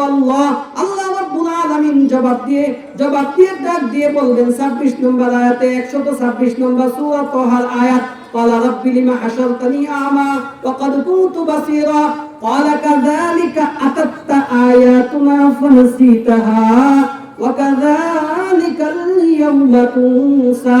আল্লাহ রাব্বুল আলামিন বলতেছেন, দুনিয়ার বুকে আমি আল্লাহকে যেভাবে তোমরা ভুলে গিয়েছিলে, আমাদের বিধানগুলো যেভাবে তোমরা মানো নাই, মুয়াজ্জিন আমার পক্ষ থেকে ডাক দিছে হাইয়া আলাস সালাহ, নামাজে সাড়া দাও নাই। মুয়াজ্জিন ডাক দিছে হাইয়া আলাল ফালাহ, আমার নামাজের মধ্যে তোমরা সাড়া দাও নাই। রমজান মাসে ঠিক মতন রোজা রাখো নাই, দান সদকা করো নাই, সম্পদের মালিক বানাইছি, হজ করো নাই, উমরা করো নাই, দান সদকা করো নাই, গরিবদের হক আদায় করো নাই। যে সমস্ত কাজগুলা ইবাদত ছিল, সেই সমস্ত কাজগুলা বান্দা তোমরা গাফেল হয়েছিলে, ভুলে গিয়েছিলে আমি আল্লাহকে। দুনিয়ার বুকে তোমরা যেভাবে আমি আল্লাহকে ভুলে গিয়েছো, আজ কঠিন কিয়ামতের ময়দানে আমি আল্লাহ ঠিক তেমনি ভাবে তোমাদেরকে ভুলে গেলাম। বলেন নাউজুবিল্লাহ। উপায় থাকবে না রে বাবা। আল্লাহ রাব্বুল আলামিন যদি ভুলে যায় বান্দাকে, তাহলে কোনো উপায় থাকবে না। এই জন্য আমল ধরো, গুনাহ ছাড়ো। এটার নাম হচ্ছে ইবাদত, এটার নাম হচ্ছে আমলে সালেহ। যে সমস্ত বান্দাগুলো আমলে সালেহ করবে, তাদের হায়াতের জিন্দেগিগুলো দামি হবে। মনে আছে নাকি সূরাতুল আসরের 2য় গুণ নিয়ে কথা বলতেছিলাম? 1 নম্বর হচ্ছে ঈমান।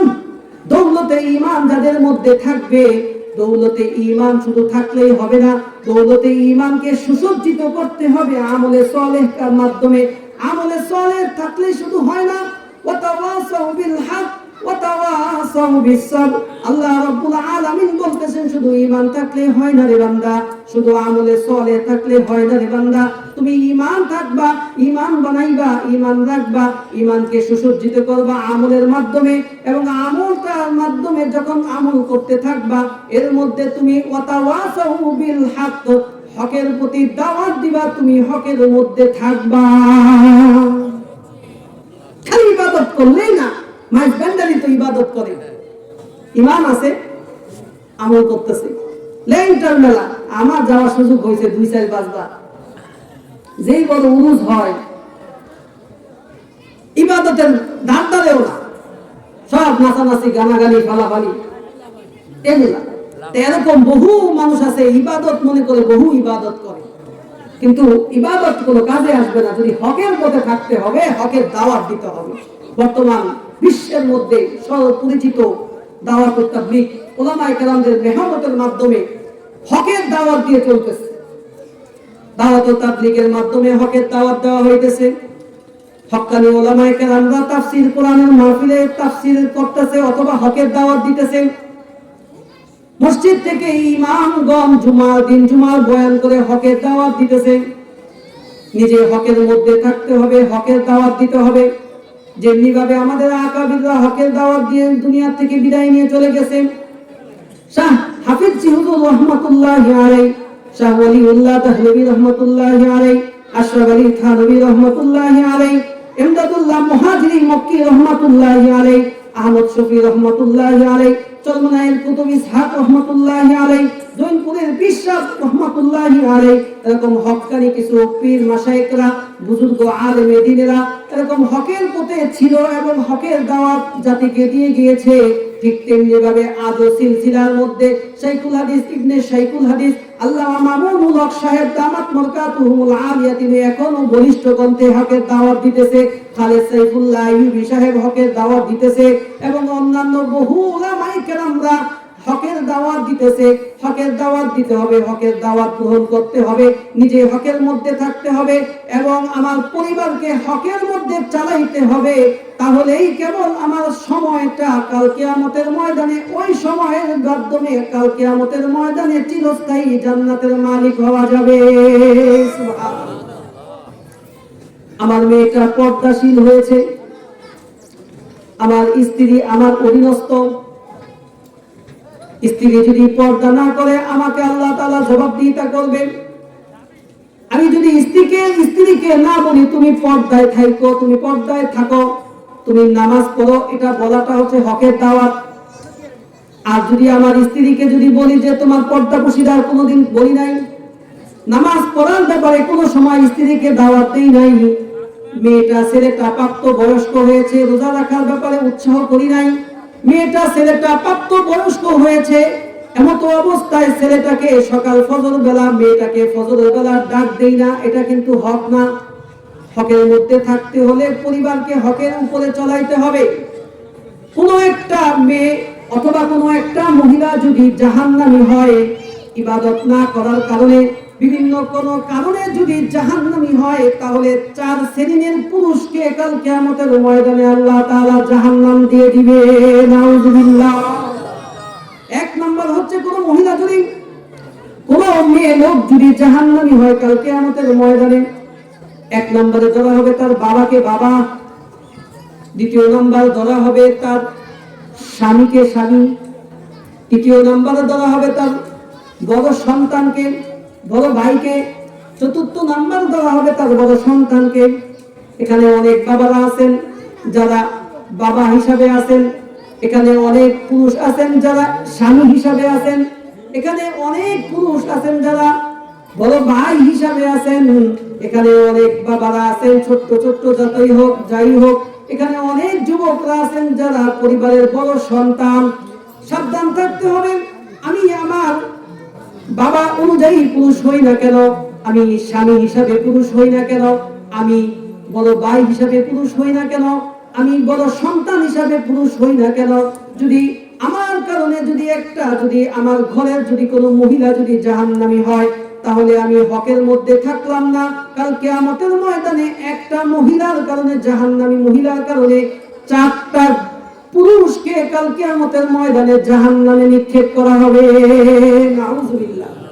আমার মা ও বোনদেরকে হাত জোড় করে বলে যায়, মা ও মা ও বোন, কত কামাই করে তোমার বাবা তোমার জন্য কামাই রোজগার করে খাওয়ায়, কত কষ্ট করে মাথার গাম পায়ে ফেলে তোমার স্বামী তোমাকে রিজিক অন্বেষণ করে দেয়, কত কষ্ট করে তোমার ভাই তোমাকে আদর করেছে, মহাব্বত করে, কত মহাব্বতের পাত্র তোমার ছেলে সন্তান। তুমি যদি একটু চিন্তা করো যে আমি যদি আমলে সলেহ কাজগুলো যদি না করি, ইবাদত বন্দেগী না করি, বেপরদা থাকি, তাহলে আমার জন্য আমার কলিজার টুকরা বাবা কিন্তু জাহান্নামে চলে যাবে। আমার আদরের স্বামী, আমার পাজরের মহাব্বতের স্বামী, সে কিন্তু জাহান্নামের জন্য প্রস্তুত হয়ে যাবে। আমার ভাই মহাব্বতের ভাই, সেও কিন্তু জাহান্নামে চলে যাবে। আমার কলিজার দম কলিজার টুকরা সন্তান, সেও কিন্তু রেহাই পাবে না। ওর সন্তানকে জবাবদিহিতা করতে হবে। এই জন্য মা বোনদেরকে বলে যাই, ঠিক মতন আমলে সালেহ গুলো করবা। আল্লাহর হাবিব রাসূলুল্লাহ সাল্লাল্লাহু আলাইহি ওয়াসাল্লাম বলেন, মহিলা যদি 4টা কাজ যদি করতে পারে, আল্লাহ রাব্বুল আলামিন তাই সমস্ত মহিলাদেরকে বিনা হিসাবে বিনা বিচারে জান্নাত দান করে দিবে। বলেন সুবহানাল্লাহ। 1 নাম্বার হচ্ছে নামাজ পড়বে, নামাজ 5 ওয়াক্ত নামাজ পড়বে, রমজান মাসের রোজা রাখবে, নিজের সতীত্ব হেফাজত করবে, স্বামীর কথা অনুযায়ী চলবে। সব কথা নয়, যে সমস্ত কথাগুলা ইসলাম সাপোর্ট করে ওই সমস্ত কাজগুলা করবে। যে সমস্ত কাজগুলা ইসলাম সাপোর্ট করে না, এই সমস্ত কাজগুলা যদি স্বামী অর্ডার করে তাহলে মানাটা জায়েজ নাই। কোন স্বামী যদি স্ত্রীকে বলে, যাও আমার বন্ধু আসছে ঢাকা থেকে, সুন্দর করে সাজগোজ করে আমার বন্ধুকে সালাম দাও, সুন্দর করে সাজগোজ করে বন্ধুর সামনে নাস্তা পরিবেশন করো, তাহলে ইসলাম বলে এটা নাজায়েজ, নাজায়েজ। এই জন্য স্বামী যে হুকুম করবে সেটা যদি ইসলামের ঘণ্টির মধ্যে হয়, সেটা যদি জায়েজ হয়, তাহলে স্বামীর কথা মানবে। আর যদি স্বামী যদি ইসলামের বহির্গত কোনো আদেশ করে তাহলে সেটা মানবে না। এই 4টা কাজ যদি কোনো মা এবং কোন বোন যদি করে যাইতে পারে, আল্লাহ রাব্বুল আলামিনের রাসূল বলতেছেন, ওই সমস্ত মা বোনদেরকে কাল কিয়ামতের ময়দানে বিনা হিসাবে বিনা বিচারে জান্নাত দান করে দিবে। ওয়া তাওয়াসাউ বিল হক, নিজে হকের মধ্যে থাকবে এবং হকের দাওয়াত দিবে। যার যতটুকু সামর্থ্য আছে সে সেই সামর্থ্য অনুযায়ী দাওয়াত দিবে। কোন ইমাম সাহেব তার সমাজের মানুষকে হকের প্রতি দাওয়াত দিবে, চেয়ারম্যান মেম্বার এটাও হকের প্রতি দাওয়াত দিবে, কারণ তার অধীনস্থ অনেক মানুষ রয়েছে। আর চেয়ারম্যান মেম্বার না হই, আমি তো আমার পরিবারের মধ্যে একজন হর্তাকর্তা, আমার জন্য উচিত হইল আমি আমার পরিবারকে হকের প্রতি দাওয়াত দিব। ইনশাআল্লাহ পারবো তো? ইনশাআল্লাহ। কারা কারা পারবো ইনশাআল্লাহ? দুহাত উঁচু করে আল্লাহু আকবার, লিল্লাহি তাকবীর, লিল্লাহি তাকবীর। আল্লাহ আমাদের সবার হাতগুলোকে কবুল করো এবং হকের প্রতি মওতের আগ পর্যন্ত অটুট থাকার তৌফিক দান করো। সকলে বলে আমিন। আল্লাহ রাব্বুল আলামিন বলতেছেন, 4টা গুণ মনে আছে নি? ইল্লাল্লাযীনা আমানু ওয়া আমিলুস সালিহাত ওয়া তাওয়াসাউ বিল হক ওয়া তাওয়াসাউ বিস সাবর। নিজে ধৈর্য ধারণ করতে হবে, পরিবারকে ধৈর্য ধারণের কথা উপদেশ দিতে হবে, সমাজবাসীকে ধৈর্য ধারণ করার জন্য পিঠ হাতায়া এরকম বলতে হবে। কোন বান্দা যদি আমার প্রতিবেশী অথবা আমার আত্মীয় স্বজন অথবা আমার সমাজবাসী যদি কোনো বিপদে পড়ে, সুন্দর করে পিঠটা হাতায়া তাকে সান্ত্বনা দিতে হবে। এটার নাম হলো ধৈর্য। এমনটা বলা যাবে না, এমনটা করা যাবে না, এমনটা কখনোই বলা যাবে না যে এই লোকটা আমার সাথে অমুক বেয়াদবি করেছে, এই লোকটা পাওনা দাওনার কারণে আমার সাথে একটু গন্ডগোল হয়েছে, কখনো কোনো সময় আমার সাথে একটু ঝগড়া হয়েছে। এটা আল্লাহ তাআলার কাছে সেই ব্যক্তিটা যদি বিপদে পড়ে যায়, তাহলে এটা আল্লাহ তাআলার কাছে আমরা অনেকে বলে ফেলি যে আল্লাহ মনে হয় উচিত বিচার করছে। বলি কিনা? বলি না অনেকে? সমাজবাসী প্রতিবেশী এরকম একটু খাদে পড়ে গেছে, বিপদে পড়ে গেছে, তো বলতেছে আল্লাহ উচিত বিচার করছে। ঠিক আছে, আমার খেতটা মেরে খাইছে, আমার এটা মেরে খাইছে, সেটা মেরে খাইছে, এটি বলি। আসলে কিন্তু এটা বলা উচিত না। নিজে ধৈর্য ধরবো, তাকে ধৈর্য, সে আমার শত্রু হোক, সে আমার শত্রু হোক, আমার প্রতিবেশী আমার যত শত্রু হোক না কেন, তাকে কখনো ক্রিটিসাইজ করে কথা বলা আল্লাহ কিন্তু নারাজ হয়ে যায়। তাহলে আপনি ধৈর্যশীল বান্দাদের মধ্যে থাকবেন না। ধৈর্যশীল বান্দার মধ্যে থাকতে হলে আমার পরিবারের মধ্যে যত বিপদ আপদ আসবে এবং আমার পাশের বাড়ি অর্থাৎ প্রতিবেশী সমাজবাসীদের মধ্যে যদি বিপদ আপদ আসে, তখন তাকে ক্রিটিসাইজ না করে তাকে যথাসম্ভব তার সামনে যে সুন্দর করে তাকে একটু সান্ত্বনা দেওয়া, যে আল্লাহ তাআলার পক্ষ থেকে তো বিপদ আসে, এই বিপদ চিরকাল থাকে না, যে এটার জন্য তুমি ধৈর্য ধারণ করো, এটার জন্য তুমি ধৈর্য ধারণ করো। বিপদে পড়েছিলেন হযরত আইয়ুব আলাইহিস সালাতু ওয়াস সালাম। কত বছর অসুস্থ ছিলেন? মাশাআল্লাহ, সুন্দর। 18 বছর অসুস্থ মধ্যে ছিলেন। কোনদিন বলেন নাই যে আল্লাহ এত মানুষ থাকতে তুমি আমাকে কেন দেখতেছো? অনেক পরিবারের মধ্যে বাচ্চা অসুস্থ থাকবে, সন্তান অসুস্থ থাকবে, অথবা স্ত্রী অসুস্থ থাকবে, স্বামী অসুস্থ থাকবে। অসুস্থ থাকার কারণে আল্লাহ তাআলাকে এই কথাটা কখনো বলবেন না, আল্লাহ নারাজ হয়ে যাবে। আল্লাহ তুমি এত মানুষ থাকতে আমার পরিবারকে কেন এত দেখতেছো? কোন পরিবারের উপরে যদি রোগ বালাই হয়, আল্লাহ তাআলা তার ঈমানের পরীক্ষা করে। কোন বান্দার প্রতি যদি আল্লাহ তাআলা অসুস্থ দেয়, ওই বান্দার পিছলি জিন্দেগীর সমস্ত গুনাহ খাতাগুলো আল্লাহ মাফ করার কারণ বানাইয়া দেয়। হযরত আইয়ুব আলাইহিস সালাতু ওয়াস সালাম 18 বছর অসুস্থর মধ্যে ছিল, ধৈর্য ধারণ করেছে। 1 বছর 2 বছর 18টা বছর ধৈর্য ধারণ করেছে। তার অনেকগুলো স্ত্রী ছিল, একজন স্ত্রী ছাড়া বাকি সব স্ত্রী চলে গেছে, সম্পদগুলো যে যেমনি পাশে নিয়ে গেছে। শুধুমাত্র জিহ্বাটার মধ্যে শুধু পোকা ধরে নাই, বাকি সব অঙ্গ প্রত্যঙ্গের মধ্যে পোকা ধরে গেছে। একটা পোকা যখন শরীর থেকে যাইতেছিল, আবার সেই পোকাটাকে ধরে দিয়ে বলতেছে, এই তোর রিজিক আল্লাহ তাআলা আমার শরীরে রাখছে, তুই কেন যাইতেছস? আয় শরীর থেকে আবার শরীরে আয়, তোর রিজিক আল্লাহ তাআলা আমার শরীরের মধ্যে রাখছে, সুতরাং তোর রিজিক তুই খেয়ে যা। এই জন্য আল্লাহ রাব্বুল আলামিন হযরত আইয়ুব আলাইহিস সালাতু ওয়াস সালামের এমন ধৈর্য পরীক্ষা নিয়েছেন, যেটা আল্লাহ রাব্বুল আলামিন এত পছন্দ করেছেন, এত পছন্দ করেছেন। পবিত্র কালামুল্লাহ শরীফে হযরত আইয়ুব আলাইহিস সালাতু ওয়াস সালামের জন্য সুসংবাদ জানাইয়া দিয়েছে। হযরত আইয়ুব আলাইহিস সালাতু ওয়াস সালামের মতো যারা আজও ধৈর্য ধারণ করবে, তাদেরকেও সুসংবাদ জানানো দেওয়া হয়েছে, ইন্নাল্লাহা মা'আস সাবিরিন। আল্লাহ রাব্বুল আলামিন বলতেছে, যারা ধৈর্য ধারণ করবে নিঃসন্দেহে স্বয়ং আল্লাহ তাদের সাথে থাকবে। জলিল কদর একজন পয়গম্বর হযরত ইয়াকুব আলাইহিস সালাতু ওয়াস সালাম সন্তানকে হারায় ফেলছে। 11 ভাই দুশমনি করে হযরত ইউসুফ আলাইহিস সালাতু ওয়াস সালামকে কুয়ার মধ্যে ফেলে দিয়েছে। আল্লাহ রাব্বুল আলামিন নিজ কুদরতিভাবে তার পয়গম্বর হযরত ইউসুফ আলাইহিস সালাতু ওয়াস সালামকে হেফাজত করেছে। একটা সময় পর্যায়ক্রমে মিশরের বাজারে উঠেছে, দাম দরদর করে হযরত ইউসুফ আলাইহিস সালাতু ওয়াস সালাম খাদ্য মন্ত্রীর পদ পেয়ে গেছে। আজিজে মিসির তাকে খাদ্য মন্ত্রী বানায় দিয়েছে, এমন দামি বানায় দিয়েছে। 11 ভাই বৃক্ষের মধ্যে 11 ভাই যখন সম্পদের কমি পড়ে গেছে, রেশনের মাল আনতে গেছে, দেশের মধ্যে যখন আনতে গেছে, তখন তার ভাইয়ের সাথে দেখা। দীর্ঘ 40টা বছর পর আল্লাহ রাব্বুল আলামিন হযরত ইয়াকুব আলাইহিস সালাতু ওয়াস সালামের বুকের ধন হযরত ইউসুফ আলাইহিস সালাতু ওয়াস সালামকে 40টা বছর পর ফেরত দিয়েছে। 40 বছর পর তার সন্তানকে পেয়েছে ফিরত। 40টা বছর ধৈর্য ধরেছে, 40টা বছর ধৈর্য ধরেছে। আল্লাহ রাব্বুল আলামিন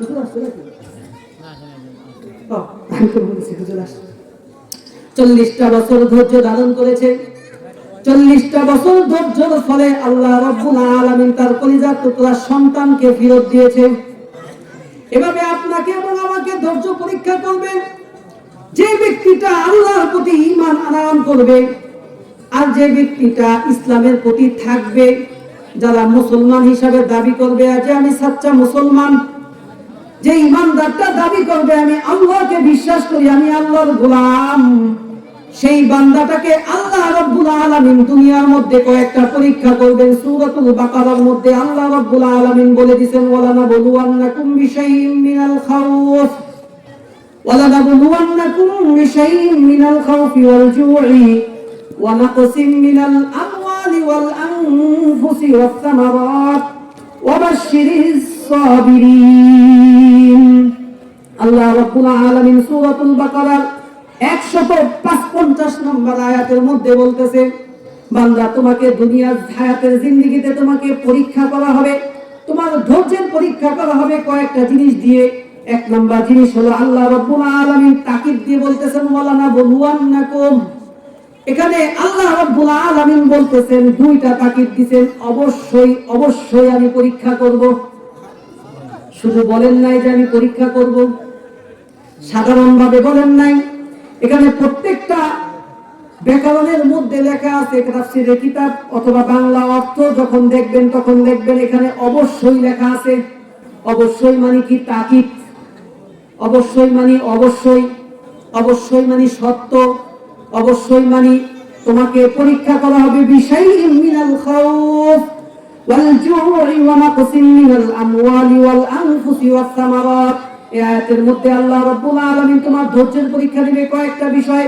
সেই ধৈর্যের কি সিমটম হবে? আল্লাহ রাব্বুল আলামিন বলতেছে বিশাইইন মিনাল খাউফ, তোমাকে ভয় দ্বারা পরীক্ষা করানো হবে, তোমাকে ভয় দেওয়া হবে। আল্লাহ রাব্বুল আলামিন বিভিন্ন মুসিবত দিয়ে তোমাকে ভয় দিবে, অন্তরে ভয় দিয়ে তুমি কতটুকু ঈমানের প্রতি অবিচল থাকো, তুমি মুসলমানের মুসলমানিত্ব কিভাবে তুমি ধরে রাখতে পারো, এটার জন্য তোমাকে ভয় দ্বারা তোমাকে পরীক্ষা করা হবে। ওয়াল জু, এবং তোমার অভাব অনাটন দিয়ে তোমাকে পরীক্ষা করা হবে, তোমার সম্পদের ঘাটতি দিয়ে তোমাকে পরীক্ষা করা হবে। একটা সময় বাপ-দাদারা খুব অভাবে ছিল, এখনো দেখা যায় যে সকালবেলার ধনী কিন্তু ফকির হয়ে গেছে, বিভিন্ন কারণে বিভিন্ন কায়দা কুশলে আল্লাহ রাব্বুল আলামিন সম্পদের মালিক বানাইছে, কিন্তু সম্পদ আল্লাহ তাআলা কোনো না কোনো বিপদ দিয়ে সম্পদ নিয়ে গেছে। এই জন্য আল্লাহ রাব্বুল আলামিন বলতেছেন, ইমানদার মুসলমান বাপ ভাইরা সকলকে তোমাদেরকে বলতেছে, আল্লাহ রাব্বুল আলামিনের ওয়াদা বলতেছেন ওয়াল জু, এবং আল্লাহ রাব্বুল আলামিন তোমাদেরকে ক্ষুধা দিয়ে তোমাদের পরীক্ষা নেবে। ওয়ানাকসিম মিনাল আমওয়াল, সম্পদকে নষ্ট করে বিনষ্ট করে, অনেক সময় খেতে ফসল ভালো হয় না, অনেক সময় ক্ষেতের ফসল পুড়ে যায়, অনেক সময় ধান পুড়ে যায়, অনেক সময় ধান নষ্ট হয়ে যায়, অনেক সময় পাট নষ্ট হয়ে যায়, অনেক সময় গম নষ্ট হয়ে যায়। আল্লাহ রাব্বুল আলামিন বলতেছেন ওয়ানাকসিম মিনাল আমওয়াল, সম্পদকে ক্ষয় করে, সম্পদকে নুকসান করে আল্লাহ রাব্বুল আলামিন তোমাদেরকে পরীক্ষা করবেন। ওয়াল আনফুসি ওয়াস সামাওয়াত, এবং জান নিয়ে তোমাদেরকে পরীক্ষা করবেন। ছোট ছোট বাচ্চা তোমাদেরকে থেকে নিয়ে যাবেন, কলিজার দম সন্তান টুকরা ছোট বাচ্চা তোমাদেরকে নিয়ে আল্লাহ তাআলা পরীক্ষা করবেন। ওয়াস সামাওয়াত, এবং ফল ফ্রুট সবজি যে সমস্ত কাজগুলা তোমরা খেতে চাষ করো, ওই সমস্ত কাজগুলা নুকসান করে দিবে আল্লাহ, ঝড় বৃষ্টিতে নুকসান করে দিবে, তুফানের মধ্যে নুকসান করে দিবে। এরকম নুকসান আল্লাহ রাব্বুল আলামিন মাঝে মাঝে করে তোমাদেরকে পরীক্ষা করবে, কেমন তোমরা যদি ধৈর্য ধারণ করেছো নাকি। যদি ধৈর্য ধারণ করতে পারো, এই পরীক্ষাগুলা যদি তোমরা দিতে পারো, এই পরীক্ষাগুলোর মধ্যে যদি আল্লাহ রাব্বুল আলামিনের কাছে ধৈর্য ধারণ করতে পারো, সবর করতে পারো, তাহলে আল্লাহ রাব্বুল আলামিন ওয়াদা করতেছেন ওয়াবাশশিরিস সাবিরিন, তাহলে সবর করনেওয়ালা বান্দাদের জন্য সুসংবাদ আমি আল্লাহ দিয়ে দিলাম। ওয়াতাওয়াসাউ বিস-সাবর ওয়াতাওয়াসাউ বিস-সাবর, নিজে ধৈর্য ধারণ করবা, তোমার অধীনস্থ যারা আছে তাদেরকে ধৈর্যের দাওয়াত দিবা। আল্লাহ রাব্বুল আলামিন আমাদের সবাইকে যেন ঈমান নামক দৌলত নিয়ে কবরে যাওয়ার তৌফিক দান করেন, সকলে বলে আমিন। আমলে সালেহ বেশি বেশি করে নেক আমল করে জান্নাত কামাই করার তৌফিক দান করেন, সকলে বলে আমিন। এবং হকের প্রতি থাকা এবং হকের দাওয়াত দেওয়া, সবরের প্রতি থাকা, ধৈর্য ধারণ করা এবং ধৈর্যের দাওয়াত দিয়ে সকলকে দুনিয়া এবং আখিরাতের শান্তি, দুনিয়া এবং আখিরাতের কল্যাণময় জীবন পাওয়ার জন্য সকলকে যেন আল্লাহ রাব্বুল আলামিন দান করেন, সকলে বলি আমিন। তৈয়ার আছেন তো ইনশাআল্লাহ? এই চারটা গুণ আমরা ফলো করব, এই চারটা গুণকে আমরা মানার চেষ্টা করব ইনশাআল্লাহ। আল্লাহ রাব্বুল আলামিন আমাদের সবাইকে, আমি গতকালকে ঈমান নিয়ে কথা বলেছিলাম, আজকে আমল নিয়ে কিছু কথা বললাম, তাহলে আমাদের মরার পরে কি যাবে? ঈমান এবং আমল। কি যাবে? ঈমান আর আমল। এই দুইটা বিষয় নিয়ে আমি কথা বললাম। আল্লাহ রাব্বুল আলামিন যদি আগামী বছর আমাকে হায়াতে বাঁচায় রাখে, আপনাদেরকে যদি হায়াতে বাঁচায় রাখে, আর যদি আপনাদের সামনে আসি, আরো চমৎকার চমৎকার কিছু অন্যান্য সাইড বিষয় নিয়ে তাফসীর করে যাব। আল্লাহ রাব্বুল আলামিন আমাদের সবাইকে যতটুকু আলোচনা করলাম, মূল পর্যন্ত এই আলোচনার উপরে আমল করার তৌফিক দান করেন, সকলে বলি আমিন। ওয়া আখির দাওয়ানা আনিল হামদুলিল্লাহি রাব্বিল আলামিন। আসসালামু আলাইকুম ওয়া রাহমাতুল্লাহি ওয়া বারাকাতুহু।